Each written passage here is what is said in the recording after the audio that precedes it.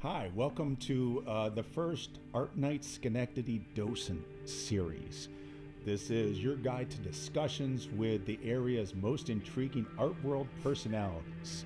And today we have Matt Chinian. Am I saying that correctly? Yes, you are. Matt. Excellent. Which is who is a very accomplished plein air artist in the area and very prolific. We have Eric Ayat, and That's correct. I practiced that yeah, it's good. many times, your name.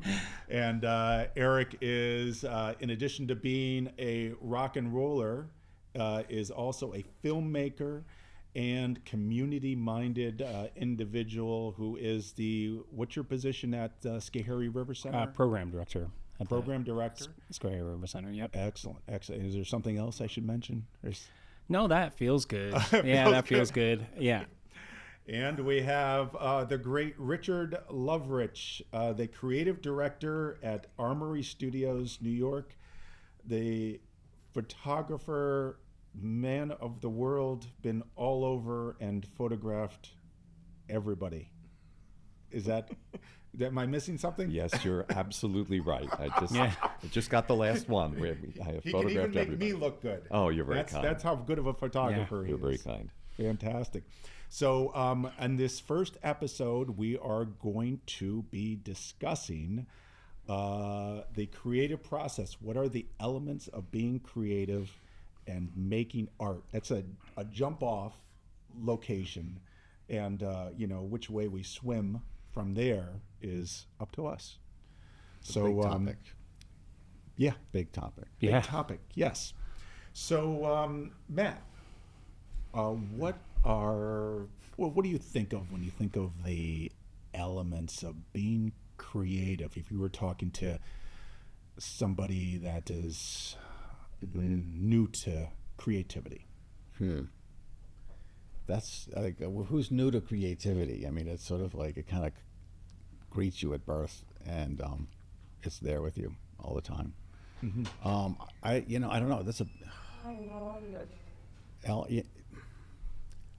big topic. Too big. Break it down. Yeah, that's a great. So, I mean, what environment you need to have? Maybe on a personal process? Maybe like personally, like, is it, or are you thinking more broad? Or I'm the thinking what state of mind do you want to be in when you're creative, Eric? It's funny because I feel like I come from the back door or something, the other direction to some things. I studied communication and media. I studied some filmmaking, but I came up making films and music in a DIY punk world. And to me, creativity came from shared experiences. It came from the outlet that you were given. It came from the feeling of working together in some ways, and if I'm alone, the feeling of completing something, when you've completed something. And I feel like that gave me this like excitement, this little boost to like want to make something else. And I find some other folks, when I talk to other artists, sometimes they can get stuck in the like, I'm in either trying to master something too much to a point where it holds them back, or they just get stuck in currently working on a single project when it's like, oh, maybe step away from that and make a little silly thing that's gonna like snap that, complete something and have that feeling, and then all of a sudden you jump back into that project that you really cared about with this renewed, whatever that is, which is what we're trying to find here. Whatever that feeling is of that, to me, that feeling is what creativity is, not so much the like, I can draw, I can paint, I know how to write something. I think that's creative, but I think it's that whatever that feeling is to me. Right, that's interesting to me from a couple different angles, that it's a feeling that, for me personally, I love that feeling. Like you made something. Yeah. And that is why, like, when I try to write songs, I feel good that I just like made a song, and I'm making sure that this isn't a song that I just remembered in my head, that it's actually a song that I came up with. And whether or not that song is good or bad, for me, Yeah. it's a fulfilling thing doing that. Yeah. Making something, right? And coming up with something. And I just want to also clarify, sometimes the process is, it's not just completing something. Sometimes you could just be like making music with friends that goes nowhere. Maybe you make a song or don't make a song, and the jamming time is the creative process and gives you that feeling as well. I just wanted to be clear that it doesn't always hinder on finishing something. But and that's interesting from your standpoint, because different from Matt, you are possibly creating things with other people. It's a collaborative where a visual artist. I think what he was getting at is like the process of working is kind of, it's like if you have a job which is to make art, and you work at that job, and you sort of wake up and you work at that at producing something, whether it's a song or a painting in my case, or whatever. The part that's like the inspiration or whatever you want to talk about may or may not come, but the work, it definitely won't come if you're not working. It's like if you're working, you might get a little inspiration in there, and you just might, yeah. But it comes from the work. It comes from actually going through all of those steps, and kind of doing something else, which is work. I mean, they're separate and they're together at the same time. I don't know, where am I going?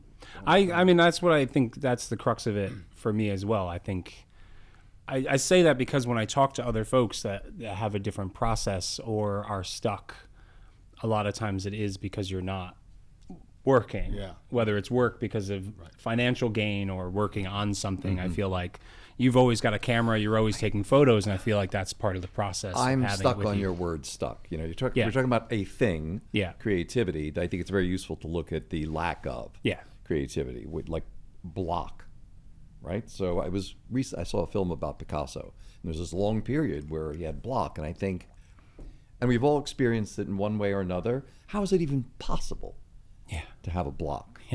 If you think about it that way. And I find block comes only really when I'm trying to do one thing, right? When we're talking about this job thing, right? So 'cause I take on these crazy projects, like a portrait a day for 1 year of a creative person I've done. I wrote 1,000 short stories, one a day, didn't miss a day. That's where block comes in, right? It's not that I can't pile one rock upon another, or break a stick and say that's nice looking, and call that creativity. It's because it's when it is a job that I think block comes into it. I'm a photographer, as one of the things that I do, and I think of photography as an automatic art, right? I can put a camera on a table and have a drive on it, and it'll make pictures, and I could probably get a show with that. In fact, I know I could probably get a show with that, and probably not a great show, but that wouldn't matter. So it's a subtractive process. I think of photography as a body of work. One's own photography is about all the pictures you don't take or choose not to show. Is far more important than saying he takes pictures of. It's like, no, Richard Loveridge doesn't take pictures of these things. I've gone to, how many times have you been to a show or a concert or whatever, and you think, I've thrown that song away. I would never do that painting. It's a nice painting. They're getting a lot of money for it. I still wouldn't sit down this afternoon to make that painting. So it's very much a kind of restrictive, subtractive process. It's sculpting from one's life, from everything, what little you want to show of it. So let me ask you a question, Richard. And the first time I met you, I didn't realize that it was a photo shoot, which was fantastic. We met, we talked at the Armory. Right. You started taking my picture, right, which is fantastic. Great pictures, love them.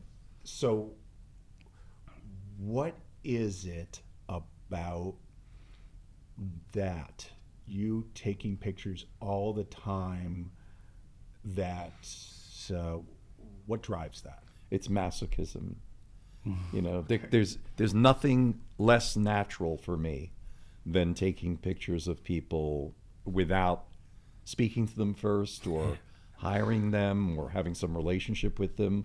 But I do it all the time because I know that it works, and I know that I'm creating something of value, and I fight my urge not to do it. I'm a very polite person.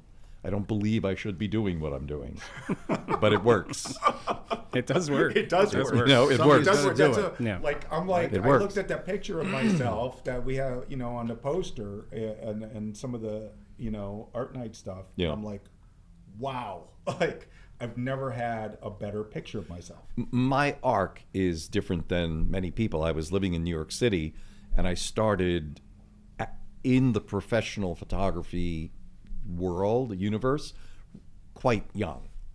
And, you know, that was how I made a living and helped other people to make a living as an assistant. And there were years, decades that went by that I didn't take a picture of someone that I didn't know very, very well, or that I wasn't in a professional relationship to get an image.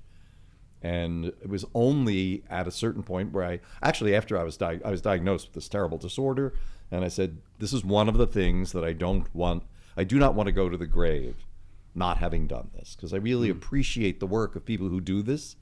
And it's not like, it wasn't that kind of challenge that, no, I would like to try it. I just realized that I would be very satisfied if I could achieve this, and I worked at it. And giving myself the quixotic goal of taking a picture of a creative every day and posting it for a year was one way of pushing me. You know, Mary Paley, local author, she wrote about her father, who was a photographer, and she had asked me to comment on some of his photographs for a movie she was making about his life. And she said, let me give you the pictures. I said, no, I want to get the pictures on camera. You show me the pictures on camera and I'll talk about them. But I don't want to think about them and be all smarty pants about them. I'd like to emote. Nice. I looked at his pictures and I realized, here's a guy who, he didn't step up to the line.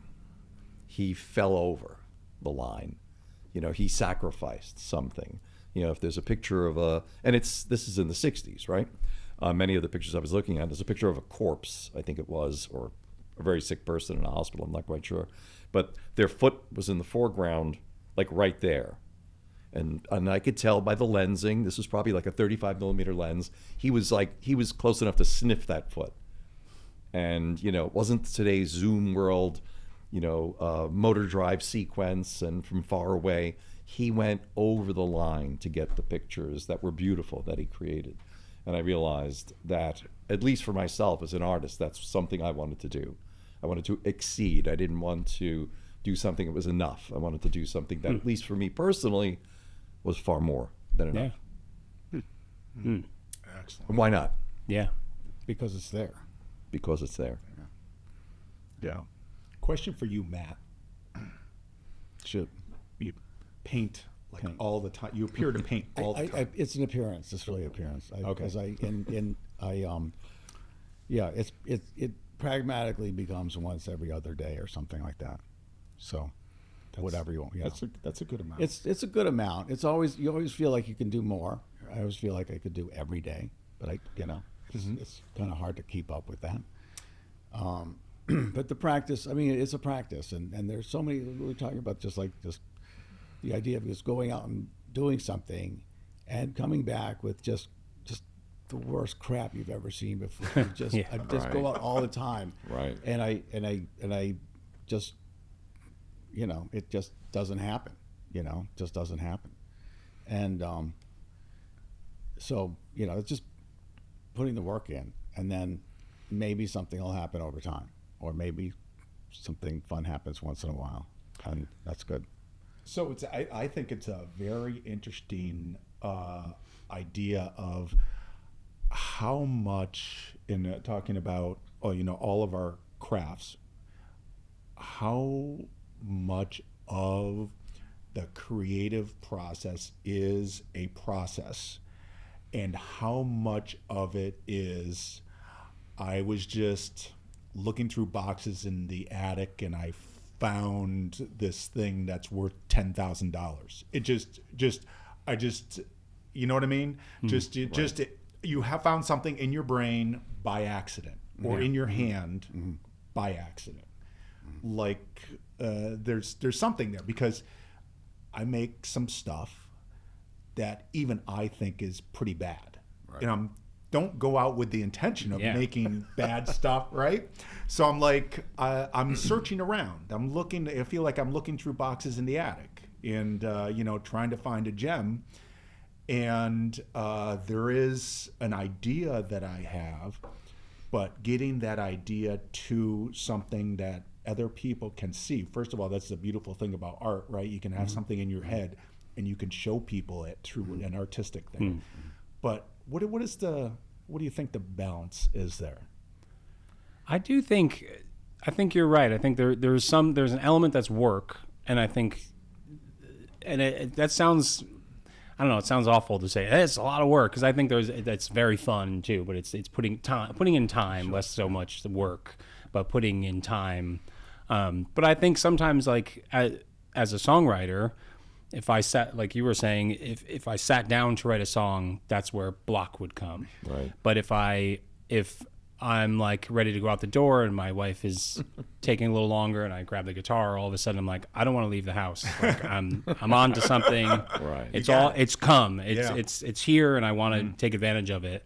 And for me, songwriting often comes in pairs or in three, and then I could go a bit without writing a song, but then when it's on, it's on. And I also have a bit of a split brain thing with filmmaking and music, where if I am working on music, I can't think about picking up the camera, and when I'm really focused on filmmaking, it's hard to think of playing music. So there's something about the space is like, not that there's limited space, but the space is filled up. It's like, okay, and it's on, and it's on for this specific reason. And so I think some of it comes in the like. Yeah, I mean, what you described is sort of an element of craft. Like if you, being an artist is also kind of being a craftsperson too, or can be. I think there's a lot of, there hasn't been a lot of talk about craft. I feel, it's like it's something that you as an artist, I put in a lot of time to develop that craft, and in some ways it's my own craft, but in some ways it's a shared.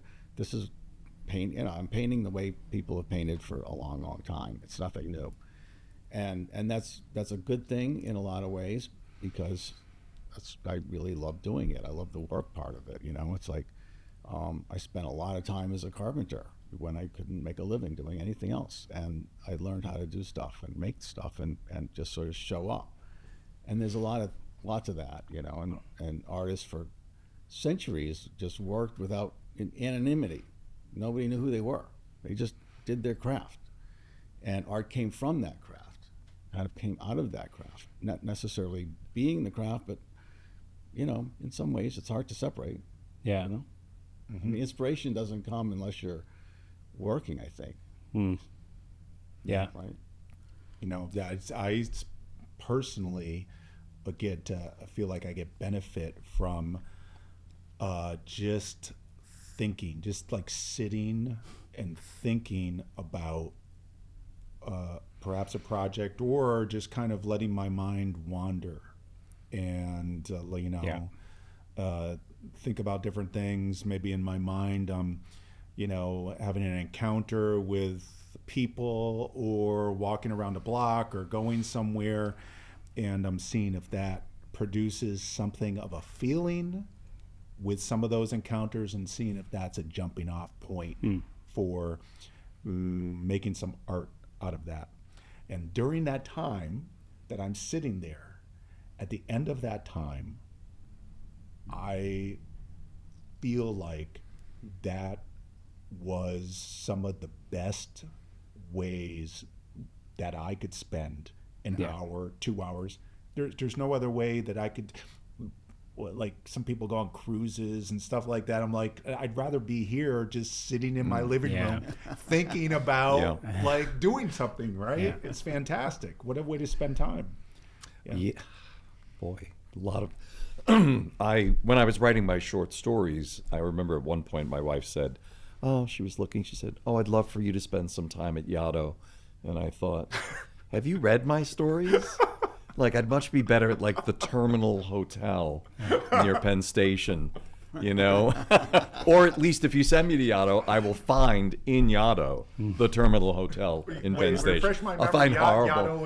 This is yoga beautiful, place. just this gorgeous environment, and writers having, I guess, finger sandwiches maybe together, you know, something cucumber finger sandwiches together. Charles Bukowski would not be caught dead. No, it's probably very little. I think there's very little heroin there. He might be caught dead there. I mean, I don't know. Maybe, you know. From what I'm led to believe. Well, and it puts this debauchery just like anybody, right? Maybe. You think? I suspect it everywhere, and that's what I would find there. Well, you go to presumably beautiful or in other ways inspiring places to be inspired. For me, if I'm writing stories, let's say, that's not necessarily. I'm writing about people. My stories are about people. If I'm sitting at home, I have a very beautiful. I'm from the Bronx. I live in the woods now. I think I live in a park. You know, I still can't get over living in a park, and it's very beautiful. But there are no stories in my head necessarily when I'm sitting in my beautiful backyard. Much better to go to a bar. I don't like bars. I'm not particularly comfortable at all being in bars. But as soon as I'm there, I feel as though it's almost telepathy. I feel stories invading my mind, and I suppose it's from a snippet of what someone just said, but it's also about what I'm assuming about people that are coming in and coming out. It's very easy. It's just at that point you're like mining. Mm-hmm. That's a great point because you know, for me, well, maybe I like bars too much, but you get to either bars or walking down the street, and people passing you, right? And you're hearing people talk as they pass you. Yeah. So cool.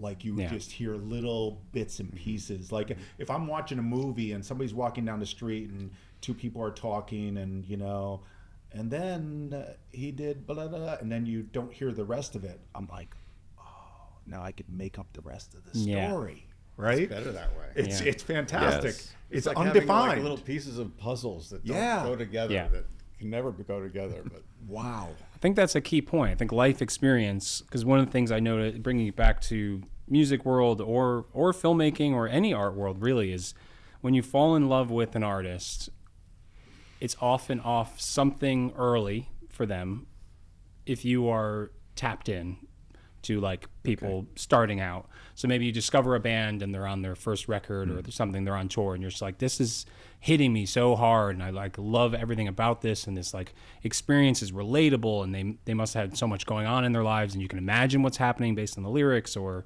in the film you can imagine what's happening in the filmmakers' lives or the writers' lives. And then something happens when it becomes popular, and then that band has to then write their next record. Their lives are different. Right. The filmmaker's life is different. So all these things are different. So they don't have the like, I just sit in a dive bar all day and all of the, or I walk down the street and all these things. I'm in this weird insular life where everyone tells me everything I do is great, so that your audience changes. So the audience is a big part of creativity depending on what you're doing. If you're just drawing something for, you know, if a kid is making a drawing for their parents or something, they're just something's flooding out from that, and that's their audience. But if you're making something for yourself, which is your first stuff is often for yourself, that's what's coming out. And then all of a sudden you're like, oh, I don't know if people are going to like this song, or if they'll like this scene, if this will resonate with my audience or not. And all of a sudden that's invading the creative process where so it's the being in the woods, you got to come into the city depending on what you're writing about. It's the classic sense, the classic example of what's so funny to the life of like a millionaire. Yeah. What's so funny and relatable if you're a millionaire comic? You know, I went to the Porsche dealer the other day. Yeah. You can't. You know, right. You know, what's I ordered deal? a 911S, and this guy. Yeah. You know, it's like. Yeah. What's so funny about that? Yeah, so there's life experience, which is what we mentioned. I think that's a big part of it, and I think that can go into, and I think maybe in some ways, I don't know, for you, is audience a big part of that? Because if you're making some of the similar things, is that part of the work? Is it? I don't think the issue of like being a rock star landscape painter was ever really. But if you know it's what people, expect, it's him.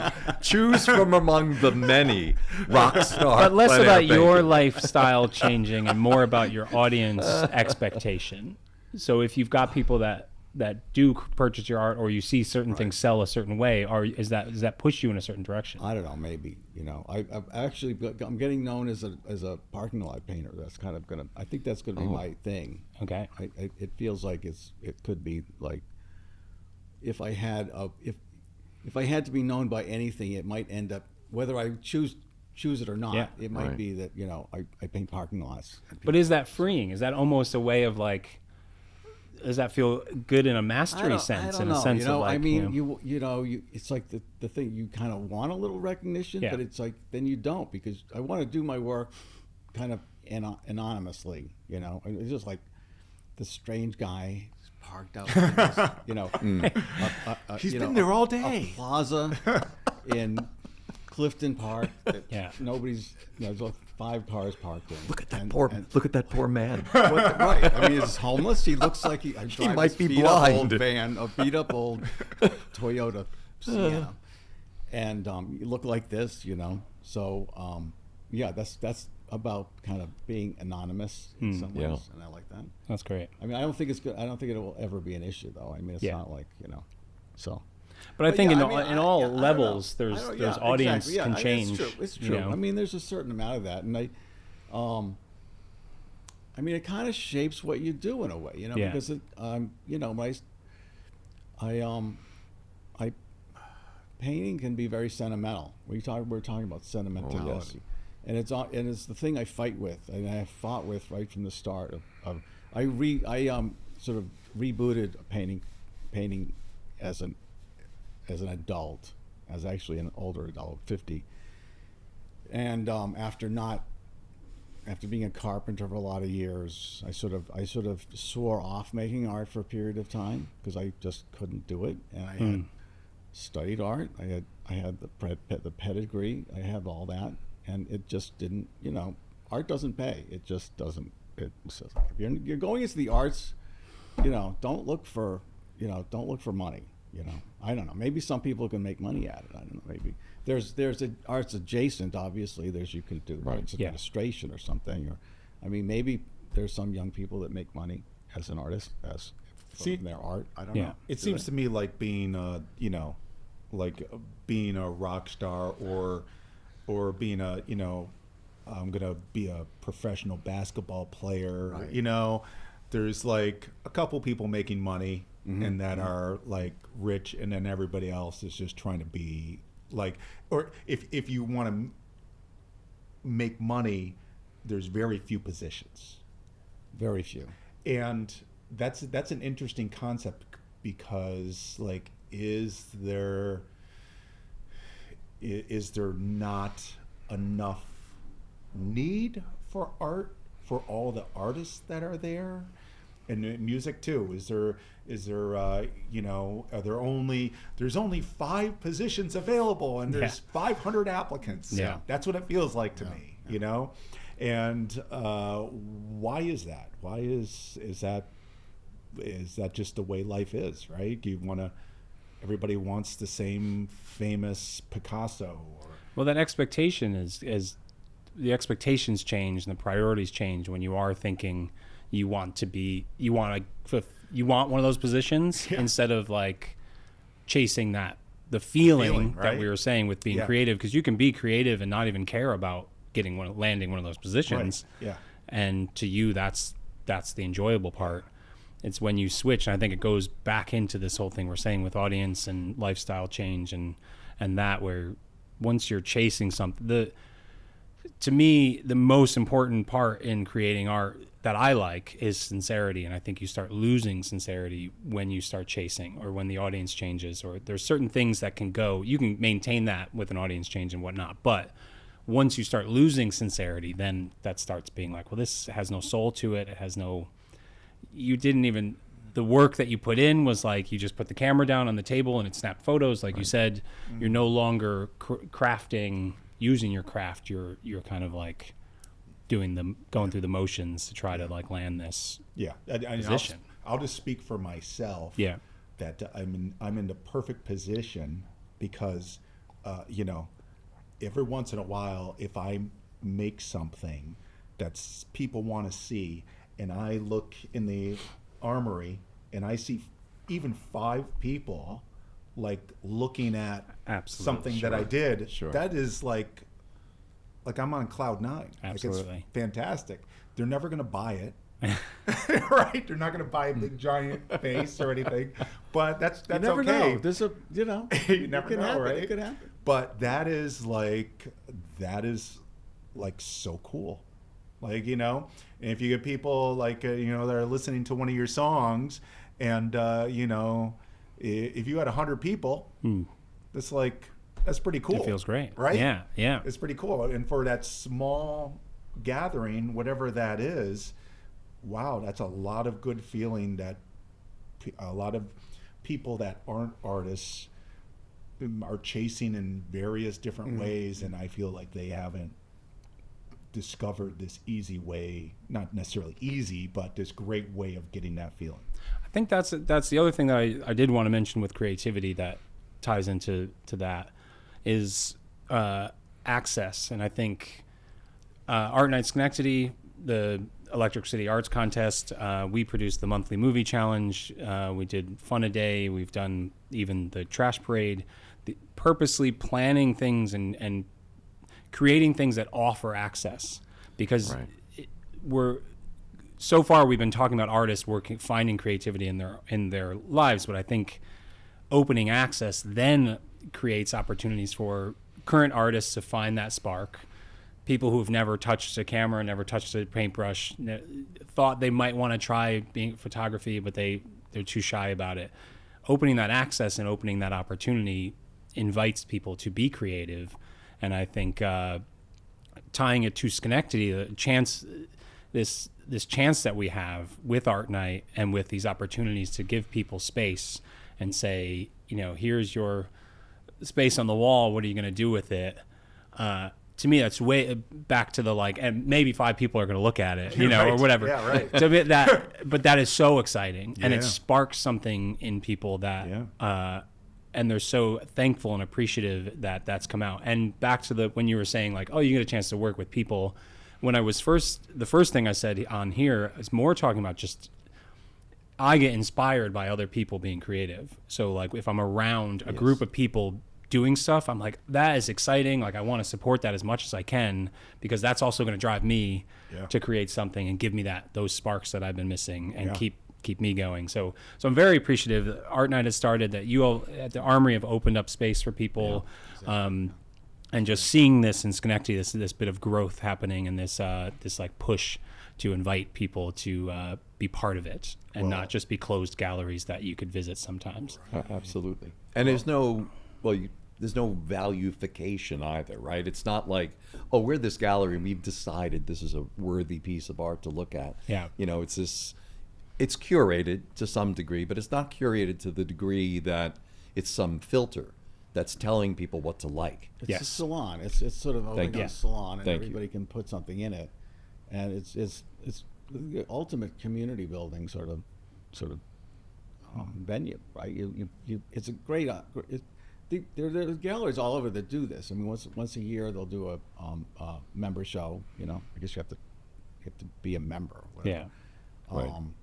But it's a great opportunity for people to be part of it. I can speak for the owners of Armory Studios, New York, that they don't come from our backgrounds of approaching this as an artist, but they feel exactly the same way. Yeah. They're very excited by that process of not just the artist being proud of what they put on the walls, but when we started the original Art Night here at Proctor's right over there upstairs, the most exciting projects for me were those that brought in public that would never go to an art show, right? Well, when you have one person that has from a new audience or a new venue that has a piece in a show, they bring their families and their friends, right? And it has an exponent effect. It's a really great thing to have. We had a high school art show, and this very nice family came up to me. Nice meaning they supported their kid. You could tell in just everything she wanted to do. And her work was fabulous. And this person walked up to me and said, so should we encourage our daughter to follow this life of art? And I was like, oh boy, you know, how would you answer that? If you have to ask, that's sort of a threshold. I mean, maybe well, she wasn't asking. Maybe it's her good. mom was asking. Her mom was asking. So, I mean, you get a lot of parents that don't want their kids to go into art because it doesn't pay. Your life is going to be like, you know, I looking back, I've lost my parents, and looking back at how like I managed my 20s, 30s. I mean, my whole life really was like, how is this kid going to get along in the world? You know, basically a degree in fine art, you know, master's degree in fine art. It's like it was worth nothing basically. And I never made any money in my life. I sort of just made a life, and I figured out how to do it, and I was lucky. And a lot of other things happened that, you know, was even more lucky. And so yeah. I mean, I don't know, but it's a life. It is a life, and it's a great thing. You know? Yeah. Well, you know, I would just say I you know, examine things in my life, and I have luxury that I have a full-time job, so I can pay my bills. But then the need that I have with art is the feeling, is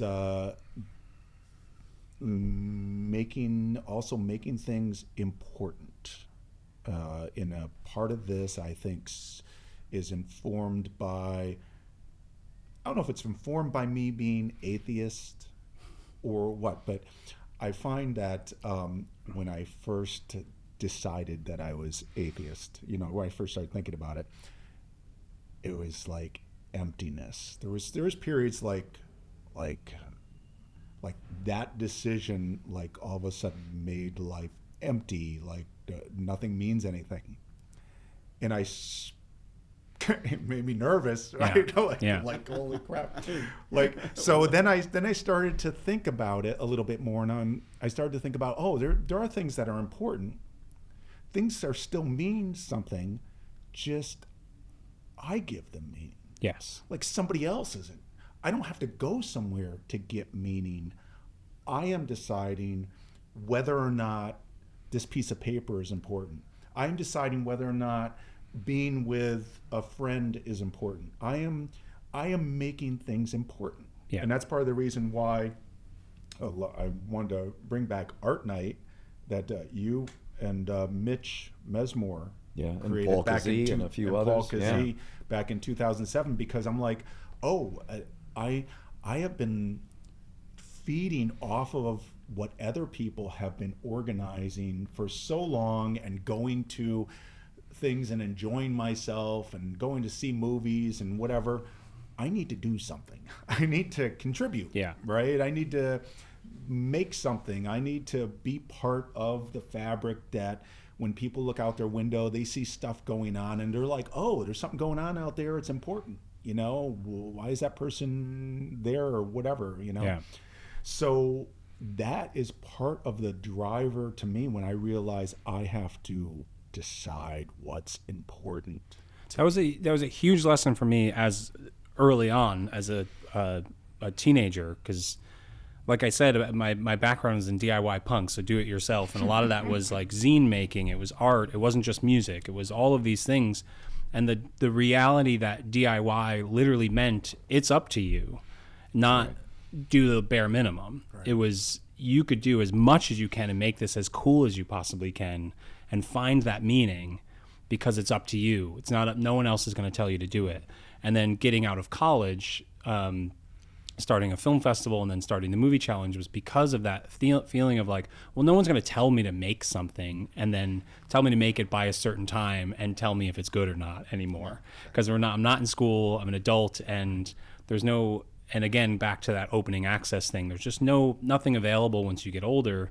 And I think finding a way to click like, oh, it's up to me, find the meaning in what you're creating, and again, back to applauding the access and saying, like, keeping things available for people, especially as we age, is very important. And I think that's a key part to staying up on being creative. Yeah, these art night and monthly movie challenge and even a trash parade and all these different things. To me, there is an aspect of art and maybe a reason why some people don't do it, that I am going to attempt to do something that is,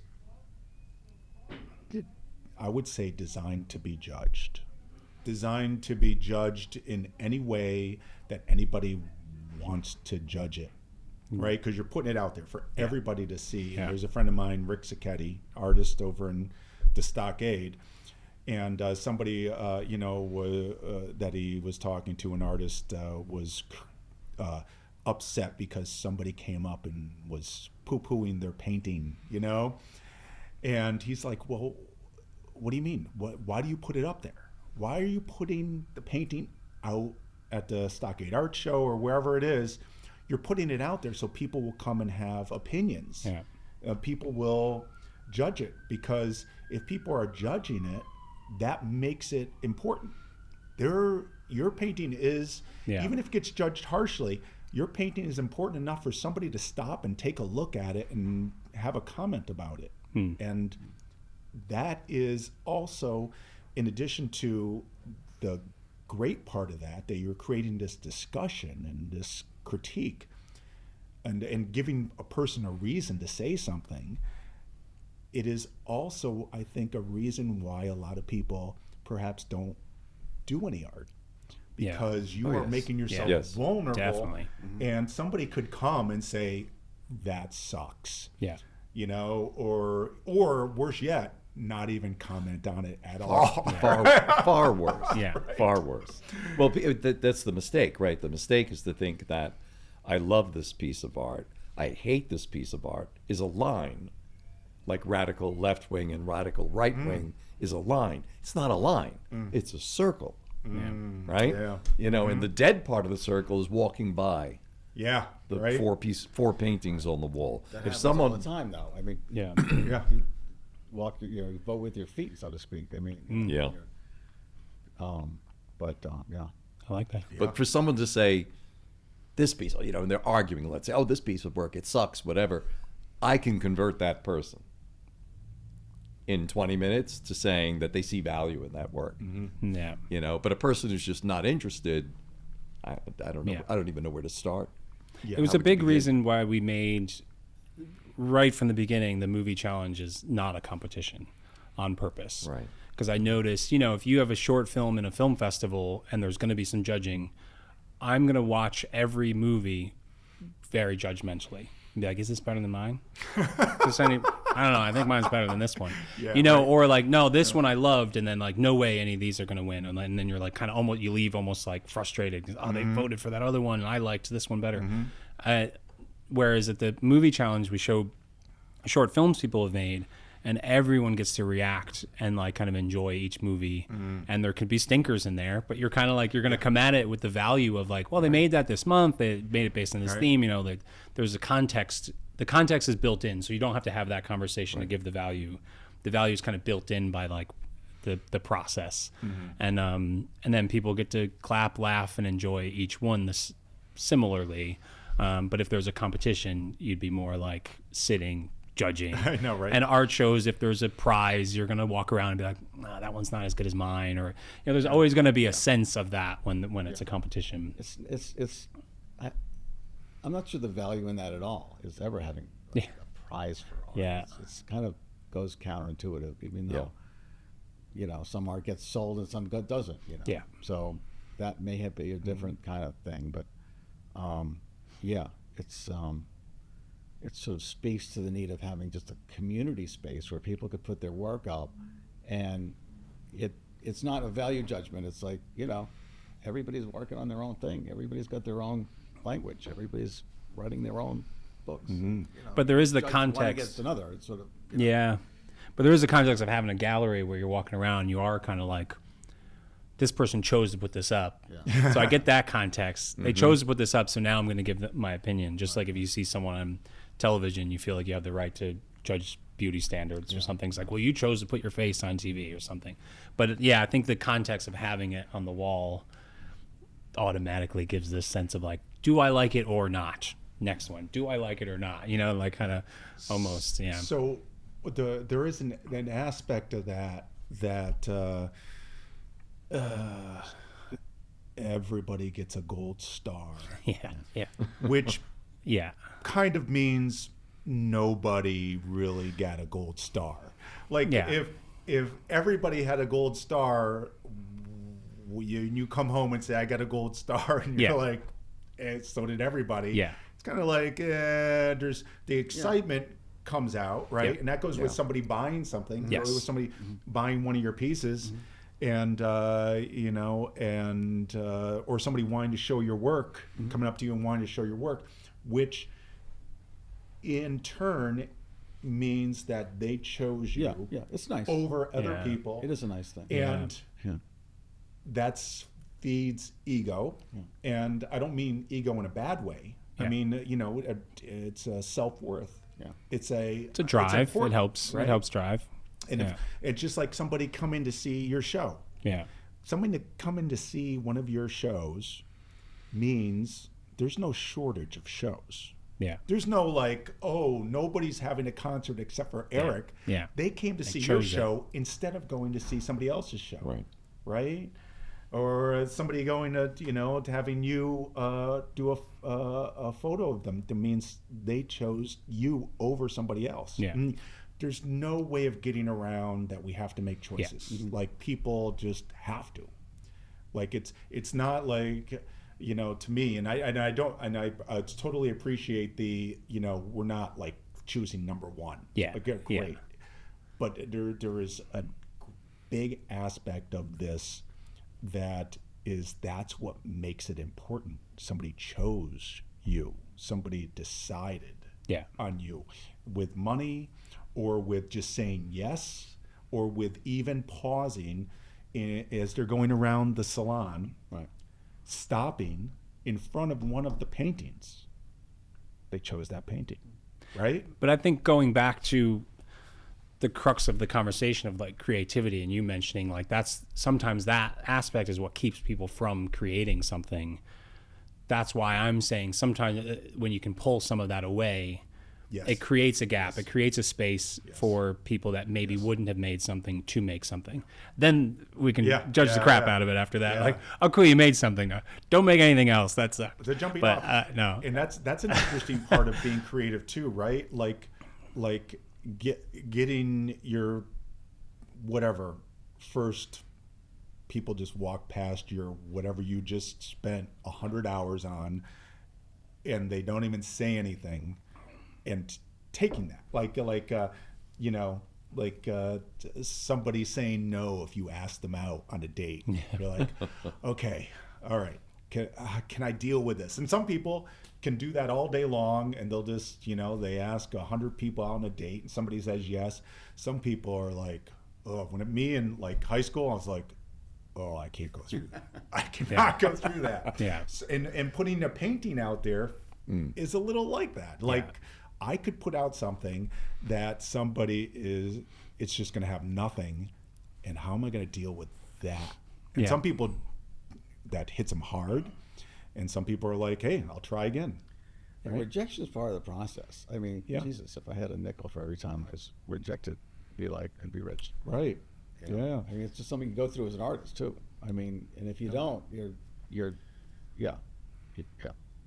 It's part of the process. It has to be, right? If you're showing work, which is, you know. I also think seeing stuff, the other part of the creative process, and I say this to filmmakers a lot, musicians often get to play a song in front of someone, and then they kind of see like, oh, that they liked that one, I can tell. Right. Artists, it's a little harder. Filmmakers, nowadays you can just put something up on the internet. I just think it's really important to be in a room to see people experience what you've made as an informed process, to say like, oh, that thing I thought was kind of funny isn't landing right, or the pacing of this is way off. I can tell they're getting bored. And as an artist, sometimes kind of experiencing someone like stopping and looking at your art, knowing they're looking at it, then you're seeing it in a whole different light. Mm-hmm. And then that informs your creative process as well. Like, so you kind of know to think to scale back on something, or like, oh, that was enough. Because you could tinker with you could keep adding to a painting probably, and only paint one thing your whole life if you really wanted to. But some people do. Exactly, yeah. But if you get something in front of people and see them seeing it, I think is really important. With filmmaking, I think it's huge. I think and especially if you're making some short films or content or whatever, and you're putting it on the internet, likes and things, that's so different from actually seeing people see it, and then you can think about it in a different way. Yeah. The thing is, the internet has taken over with this whole process. Yeah, it certainly has. And Instagram is everything. I mean, that's 95% of the people that see my work see it on Instagram. Yeah. Yeah. And it's kind of like ridiculous because it's this tiny little image. You can't see any of it. I mean, AI could do that, but the actual work is in person, is something that AI could never touch. Mm-hmm. And I guess you get a sense of that, but yeah. But now to be a modern artist, you've got to be a filmmaker to film your process. You've got to be a TV personality to talk to the camera. You've got to be a graphic designist.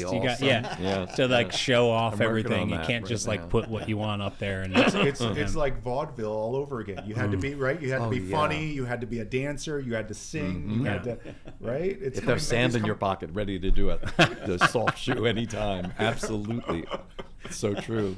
Yeah. Well, So is Jeff Koons like a way better artist than Van Gogh?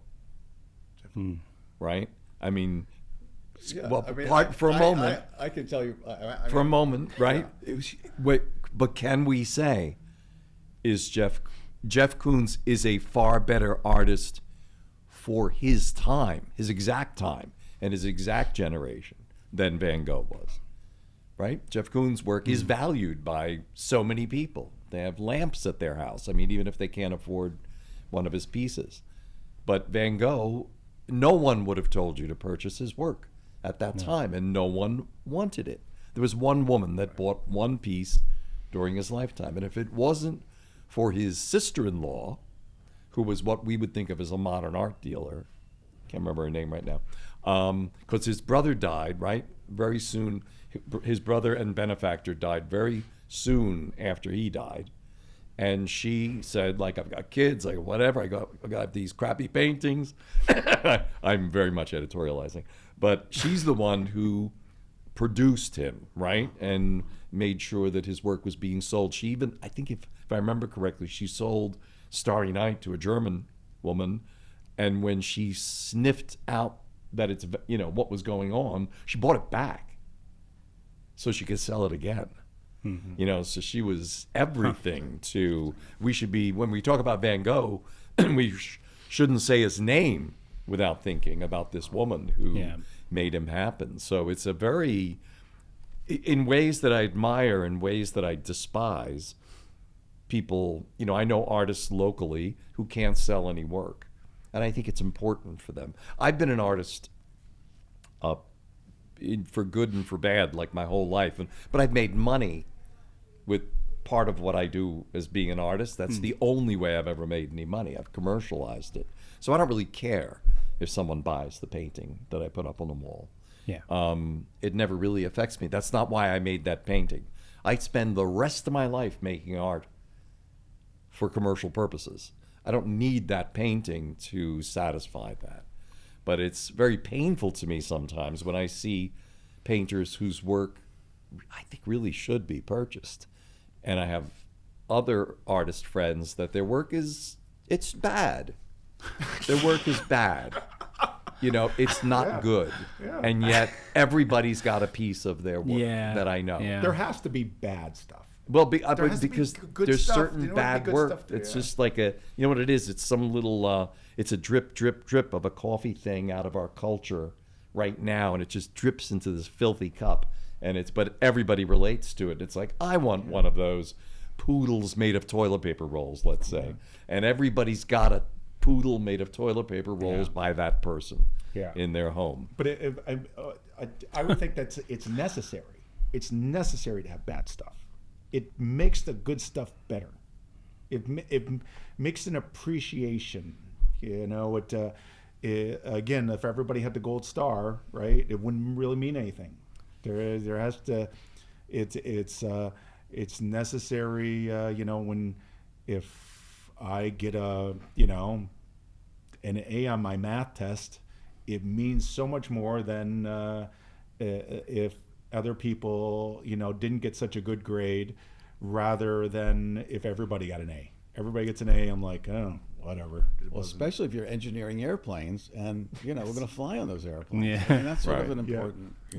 But getting back to the Van Gogh, one of the things that delights me is some suffering, I guess. That I get the feeling when Van Gogh made his art, he really, really wanted to make it for art's sake. He had to eat, yes. Mm-hmm. He had to paint 3 sunflower paintings just because he knew that would sell, yes. But his primary goal was making art. And that delights me. And that delights me more than somebody else who found a way to make $1 million. And I'm not saying, Jeff Koons is bad. I don't know who Jeff Koons is. I'm embarrassed to say, but that makes me feel good. Yeah. And that is the draw. Like somebody spends a lot of time or perfects something and it's very, hard for them and they suffered.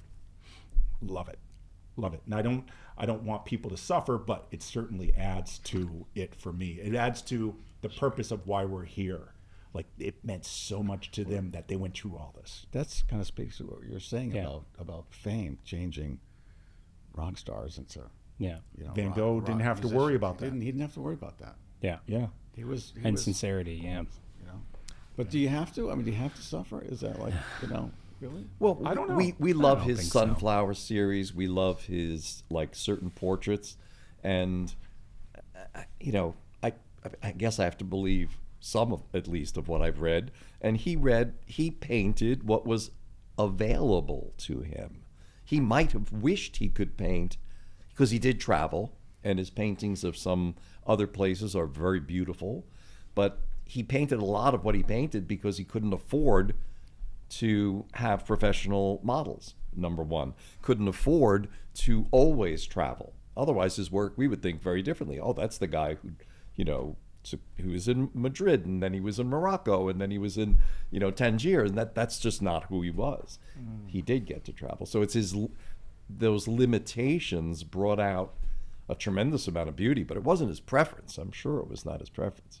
And I think this brings it back in a circle to the ideas of creativity and like that. We started talking about this feeling, and I think it does. I don't think you have to suffer, but I think there has to be something, whether it comes from joy or whatever you're getting that from, whatever that creative drive is, and for whatever reason, if it's financial, that's one thing. But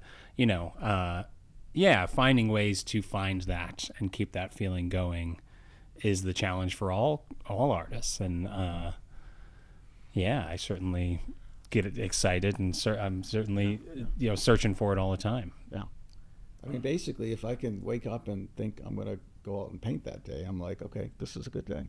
This is really, that's kind of what I want to do. And if nothing else happens, it's like that's perfectly fine. I totally love that day. I think also to one of your points where you're like, because Craig mentioned you must be painting all the time. You're like, I wish I painted more. I think most artists feel like they don't do enough. Exactly. And it's hard sometimes. You can never do enough. No. You just actually, And sometimes it's important to take a break and look back and take a look at I have done some cool stuff, and appreciate some of the things that you've done. I struggle with that myself, and I think not waiting for validation from the outside, sometimes finding some way to self-validate and look back and say that's pretty cool, that thing I did, isn't it? I think we struggle with that. I think that's a great driver. And I think it's great for finding purpose. I find that there is a disconnect and this gets into, more critique, there is a disconnect between even my own work, what I like and what other people like. And I'm just getting to the point where, I think that's a beautiful thing. You find some artists, they made something new and different that you never even thought was out there, and they followed what they wanted. They didn't follow the audience. Do you know what I mean? And that's the only hesitation. And you'll find this out about me. I love disagreements, and that's great. But the suffering thing is great. So, but there is a difference, and I don't even know if one is better than the other, between I'm going to do what I like and I am going to get feedback, which I do. I get feedback from people. And I'm going to adjust based on that feedback, which that is not a bad thing, but it's just like now I'm taking some input into my creative process that was not me. You know what I mean? Is it a challenge though, if you're an artist or like a writer, whatever, to kind of bring your audience with you, or have them somehow pull them in? Yes. So that they start to see what you see and like it. Right. That is that's the top. Yeah. That's the top right there. If you can make people see what you see and your appreciation, and not necessarily make them see, but introduce them to something new or whatever it is, it's like I say the word politics without talking about politics. It's like if you have a leader, is that leader supposed to go to the people and go, hey, what do you want me to do today? Or is that leader supposed to make the decisions and then sell everybody on this good decision for whatever? Right? It's the same kind of thing. Right. So I am cautious about sometimes asking people. I want to know if they like something. Yeah. I don't always want them to give me advice on what to do to make it better. I guess that's where I'm at. Nobody really wants. No. Right? I mean, there's only like maybe 2 or 3 people in the world that I would actually like listen to. Anyways, Right. Yeah. Right. They would Right. have any Right. weight. Yeah. Whose work and those are people that, the artists that I admire the most are the artists that just work their asses off and just have pushed through every aspect of their lives to make what they want to make and do it, Right. without any necessarily just, any input. Now, maybe it's a matter of semantics, but I call that suffering. Yeah. I call that they worked so hard. They didn't do other things, right? They didn't go out to dinner. Right. They didn't watch, 8 movies on marathon movie day. They said, this is important to me. Yeah. Right? I don't know. What do you think? Getting to the end. No suffering or suffering? I'm sticking on this whole what people say about your work thing. Yeah. And I probably never, in all of the things I've made, writing the book, I wrote my 1,000 short stories, then I wrote a book of 300 of those stories. And probably, I'm not quite sure why, but I've never had quite as much feedback because it's a book on a shelf, and people, I think people,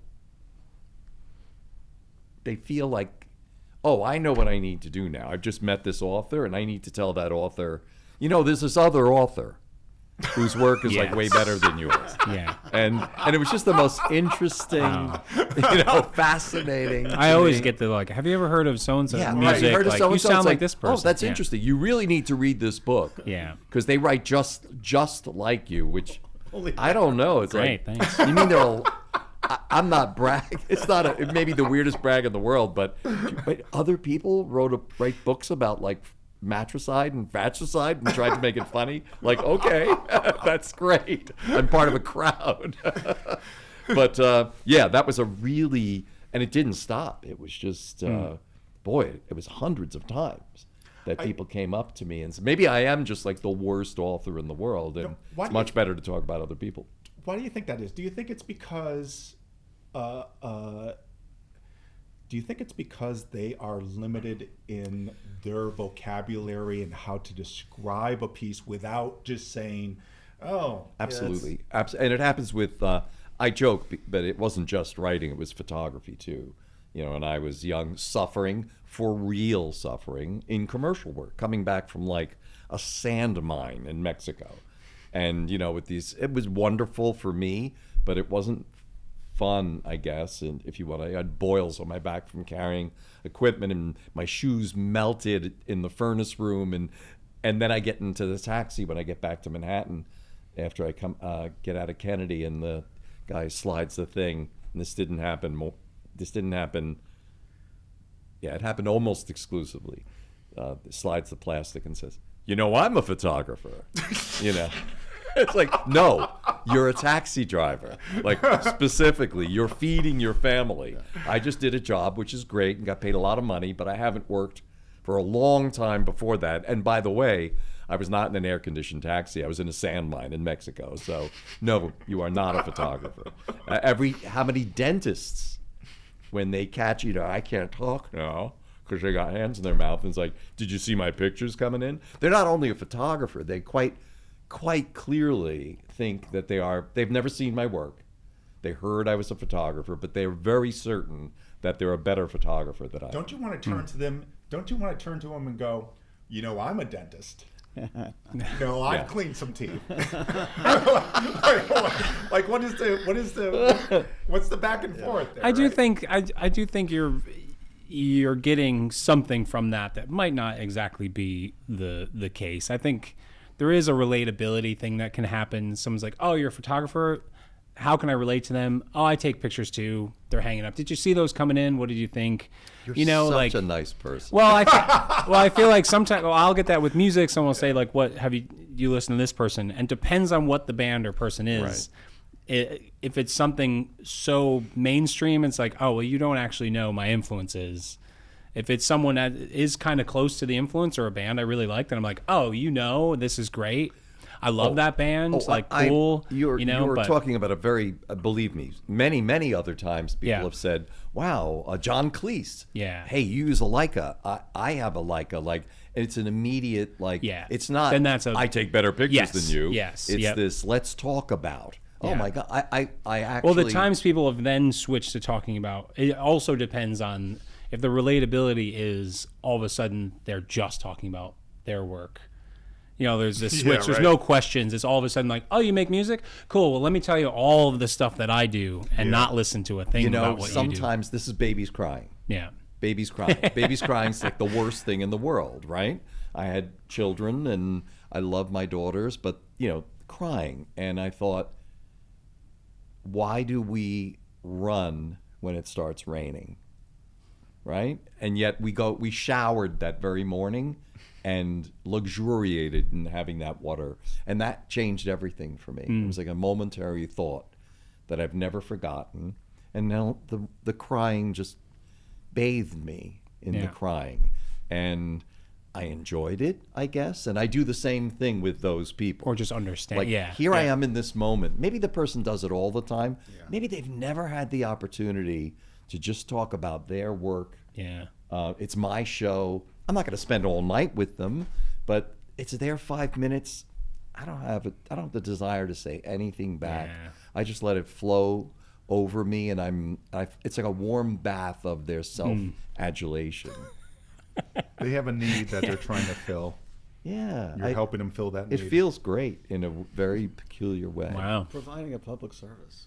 Yeah. Absolutely. Yes, Really right? important role. Well, so. I mean, when I'm a commercial artist, who am I? But psychologist, you know, I don't, you know, if there's I've said this a million times, if you see a great logo, certainly the artist was a skilled person or team that came up with it.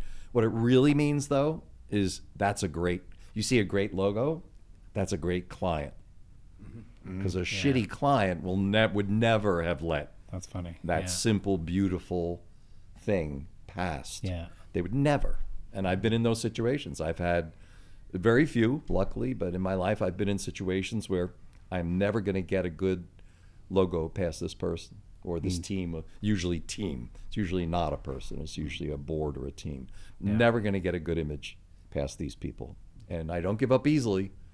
I'm skilled. I've done this. Skilled in like the tech, not the like, oh, he's creative way, but in the process way, right? Yeah. Like I've shown them this, I've shown them that, I've gone here, I've gone there, and it's never going to happen. These people are immune to coming up with a good solution. Yeah. And I can go back and years later, I'm thinking of an example right now, looking at what they still do not have. They never allowed anyone to make anything beautiful for them. And it probably will never happen with that group of people. Yeah. Watch. Oh, this is depressing. Yeah. Well, on that note, we're at about an hour. Yeah. This has been a great discussion. I want to thank everybody for this opportunity to hang out. I feel like I'm hanging out with you guys, and to geek out on art. I don't know if that's everybody's choice in terminology, but that's the terminology I like to use. Yeah, it works. It works. Yeah. I really appreciate you guys. This is the end of our first episode of the Art Night Schenectady Docent series. Tune in for more episodes to come. Thank you. Thank you. Thanks. And thank you.